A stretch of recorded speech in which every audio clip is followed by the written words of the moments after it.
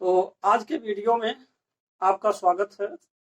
आज मैं आपको जो मॉडल्स हैं उनके साथ है प्लस वर्ब की थर्ड फॉर्म की चर्चा करेंगे।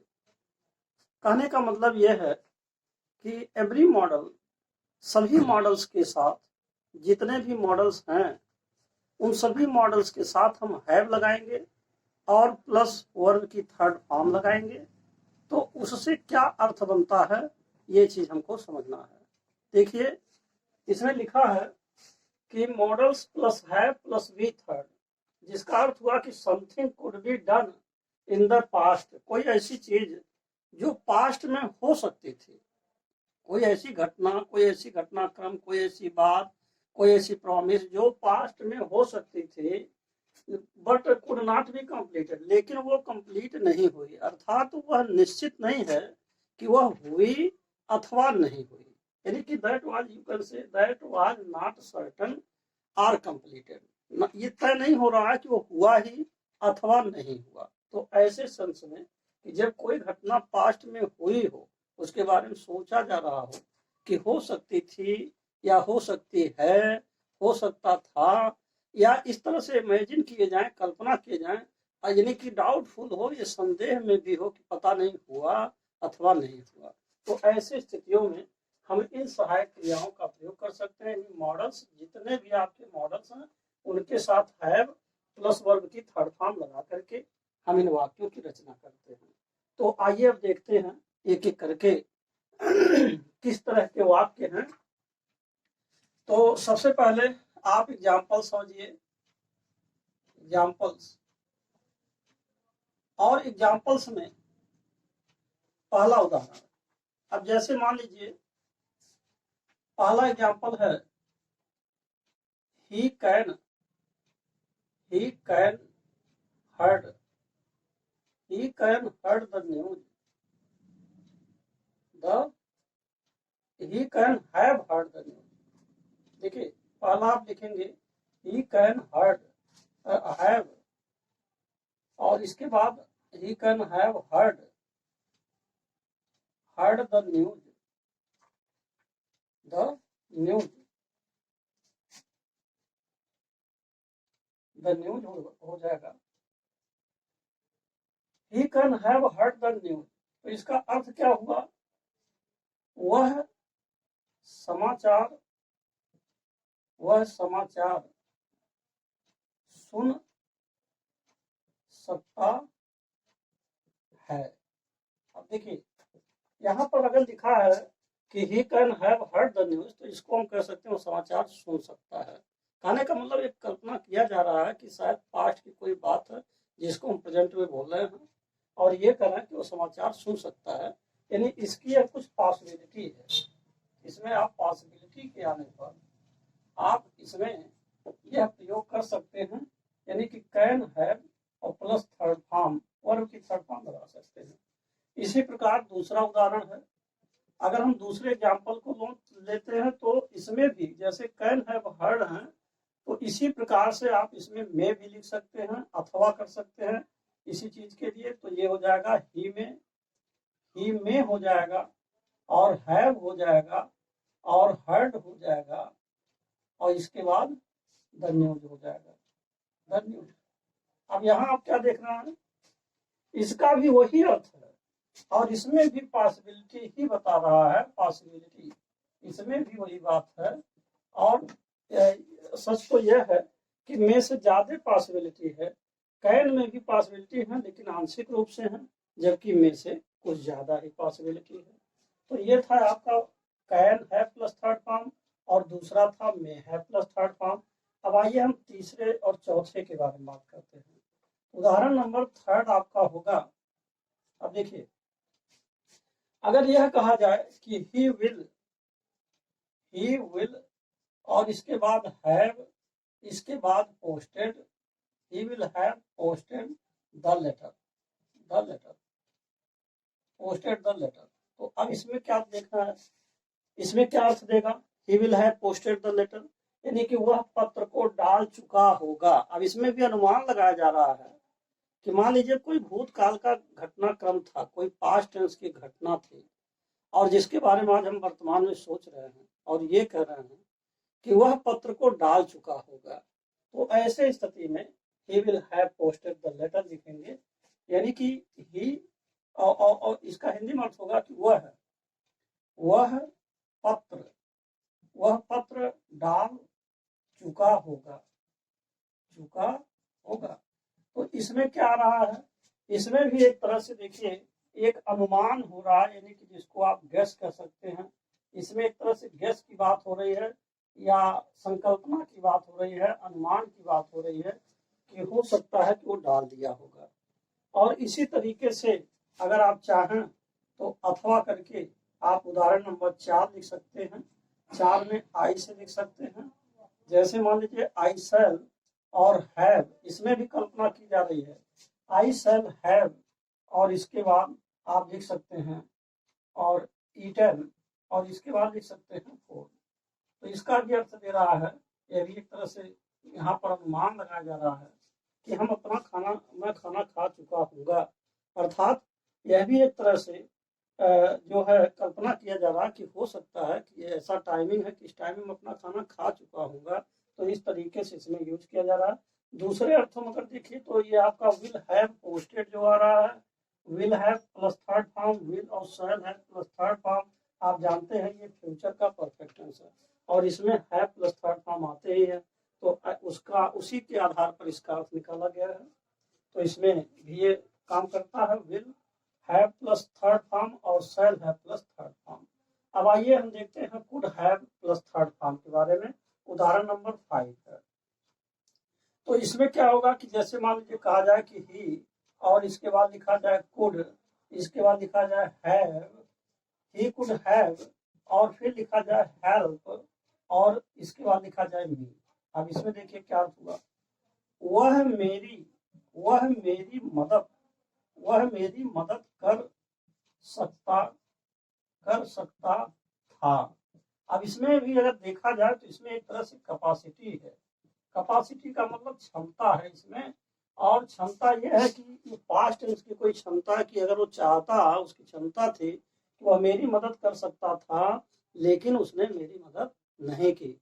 अर्थात समथिंग, कुछ ऐसा चीज जो पास्ट में हुआ हो लेकिन तय ना हो कि हुआ या नहीं हुआ, निश्चितता ना हो, लेकिन वो कर सकता था। He could have helped me, यहाँ थर्ड फॉर्म लिखेंगे, हेल्प्ड मी, यानी अर्थ देगा कि वह मेरी मदद कर सकता था।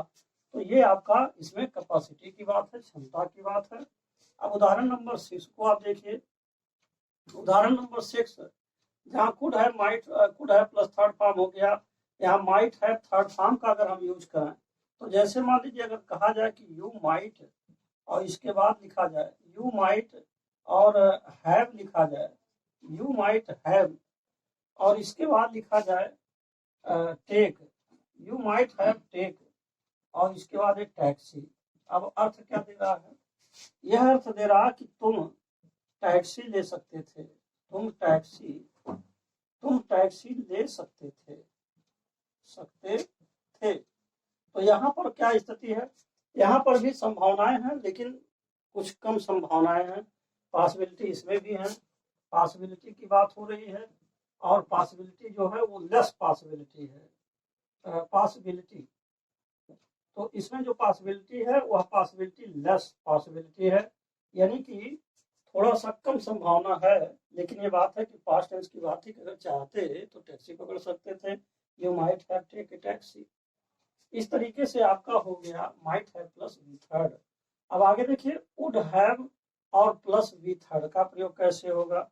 इसमें अगर हम आपको छठवां के बाद 7वां एग्जाम्पल बताएं तो इस तरीके से होगा कि जैसे वुड हैव और प्लस थर्ड फॉर्म, इसमें बात ये होती है ना कि इसमें थोड़ा सा कंडीशनल सवाल आ जाते हैं।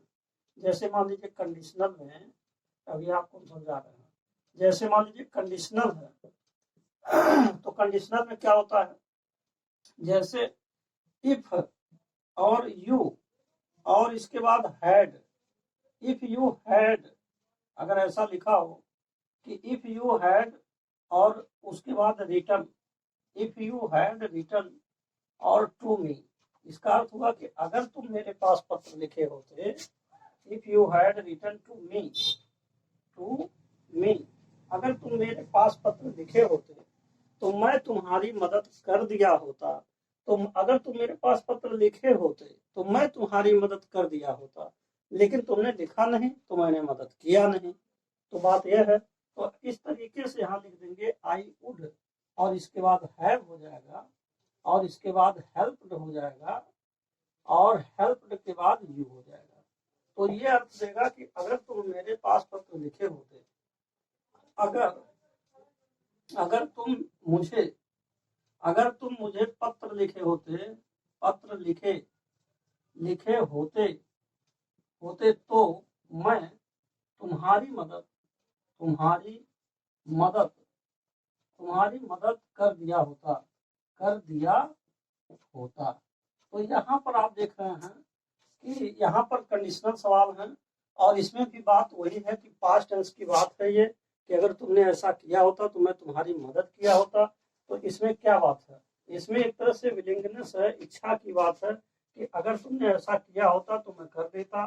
तो यहाँ पर अगर आप चाहें तो आप इसको विलिंगनेस लिख सकते हैं, विलिंगनेस, और या फिर आप कर सकते हैं इसको कंडीशनल, यानी कंडीशन भी कर सकते हैं।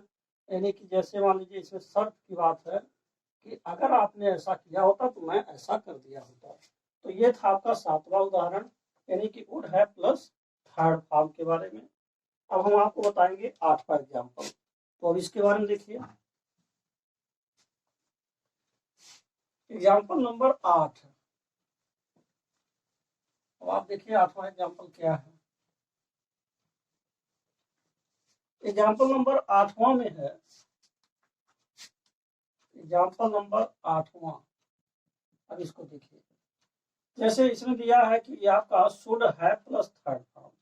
अब इसमें अगर इस तरीके की बात आ जाए कि जैसे मान लीजिए यू शुड, और इसके बाद आ जाए हैव, यू शुड हैव, और इसके बाद गान, यू शुड हैव गान देयर, अगर ऐसे आ जाए तो यहाँ पर ये हो रहा है कि तुम्हें वहां चले जाना चाहिए था लेकिन तुम गए नहीं।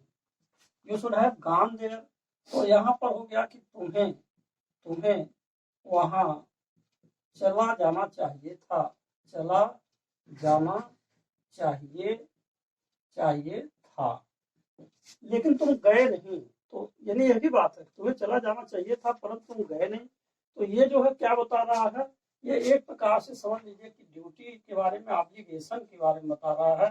ऑब्लिगेशन है, यानी कि कोई कोई कर्तव्य है, या ऑब्लिगेशन कम है, बल्कि आप इसको कह सकते हैं कि एडवाइस कह सकते हैं, ये एडवाइस का काम कर रहा है। देखिए, तुम्हें वहां चले जाना चाहिए था, तो एक सलाह की बात हो रही है, तो एडवाइस का काम किया ये। अब आते हैं हम शुड के बाद आपका जो मस्ट है इसके बारे में।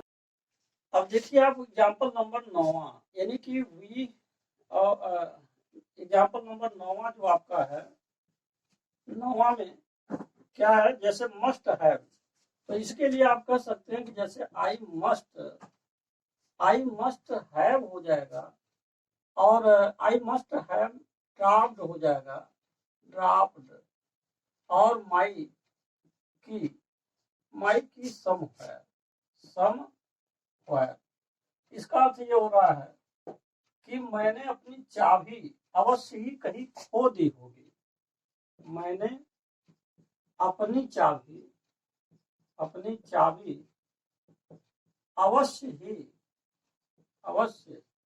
ही कहीं खो दी होगी। अब देखिए इसमें क्या बात हो रही है कि चाबी मेरे बैग में नहीं मिल रही है, तो इसका मतलब है कि संभवतः हमने अपनी चाबी कहीं खो दी है। तो इस तरीके से मस्ट हैव ड्राफ्ट का प्रयोग जो होगा, ये किसके लिए हो रहा है, एक तरह से पॉसिबिलिटी के लिए यह भी यूज हो रहा है। पॉसिबिलिटी यानी कि संभावना प्रबल है कि मैंने अपनी चाबी अवश्य खो दी होगी, मस्ट हैव ड्राफ्ट। तो ये आपका हो गया मस्ट हैव ड्राफ्ट। अब आइए 8 to have plus V third, इसके बारे में, यानी कि 10वां एग्जाम्पल। 10वें में आप देखिए कि जैसे अगर कहा जाए कि यू आर्ट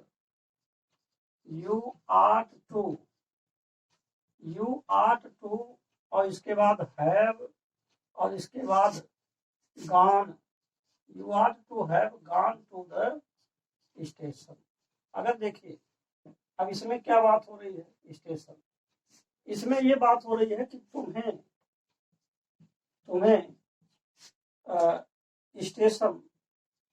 तुम्हें स्टेशन चला जाना चाहिए था, चला जाना चाहिए था।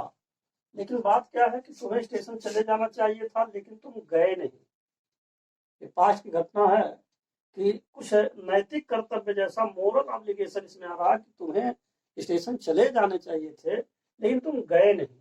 तो इसका मतलब ये हो गया कि ये है आपका मोरल ऑब्लिगेशन, मोरल ऑब्लिगेशन यानी कि नैतिक कर्तव्य के बारे में जो किसी पास्ट टेंस के बारे में हो रही है और ये याद दिलाई जा रही है कि शायद तुमको कर देना चाहिए था लेकिन तुमने किया नहीं।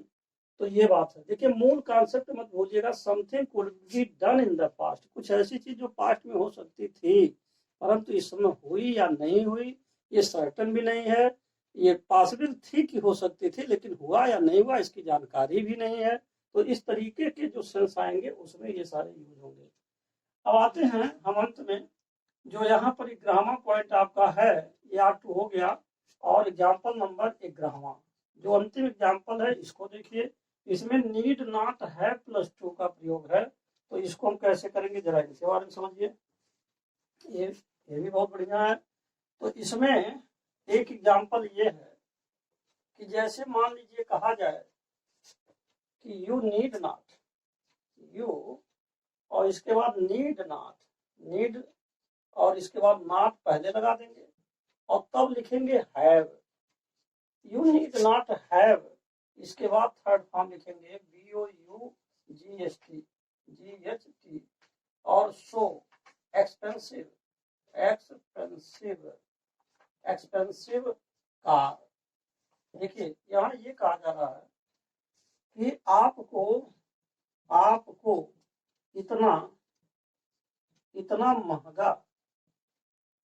महंगा कार नहीं खरीदना चाहिए था, नहीं खरीदना चाहिए था। इसका क्या मतलब हुआ कि आपको इतना महंगा कार नहीं खरीदना चाहिए था क्योंकि आप इस कार को अफोर्ड नहीं कर पा रहे हैं, चला नहीं पा रहे हैं, समस्याएं हो रही हैं। तो ये जो है पास्ट टेंस के लिए है और इसमें नीड नॉट का प्रयोग हो रहा है। देखिए और सारे एग्जांपल्स में कहीं नेगेटिव नहीं है परंतु यहाँ नीड के साथ नॉट नेगेटिव का सेंस दे रहा है। तो ऐसी स्थिति में क्या बता रहा है कि तुम्हें नहीं खरीदना चाहिए था, यानी कि ये एक तरह से एडवाइस का काम कर रहा है, सलाह की बात हो रही है। तो ये एडवाइस हो सकता है अथवा आपका सजेशन भी हो सकता है, सुझाव की बात हो रही है। यानी कि कोई ऐसी घटना की पास्ट टेंस में हुई और उसमें कहा जा रहा कि नहीं करना चाहिए था। तो इस प्रकार आपने देखा कि ये जो आपका लिखा है मॉडल्स, यहाँ देखिए मॉडल्स प्लस है प्लस बी थर्ड। तो इसका ये जो प्रयोग था मैंने आपको डिटेल्स में समझा दिया है और ये वीडियो आपका अब यहीं पर समाप्त होता है।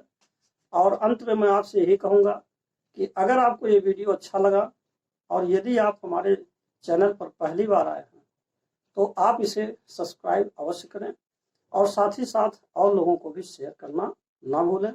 सब्सक्राइब करने के साथ साथ आप बेल आइकन भी अवश्य दबाएं ताकि जो भी लेटेस्ट वीडियो मैं बनाता रहूं वह आप तक पहुंच सके। आपने इसे देखा इसके लिए बहुत बहुत धन्यवाद।